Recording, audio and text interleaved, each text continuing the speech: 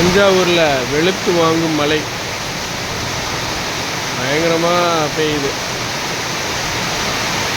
இரவு நேரங்களில் மழையை பார்ப்பது அபூர்வம். இன்னைக்கு அந்த வாய்ப்பு கிடச்சிருக்கு. எடுக்குது மழை தஞ்சாவூரில்.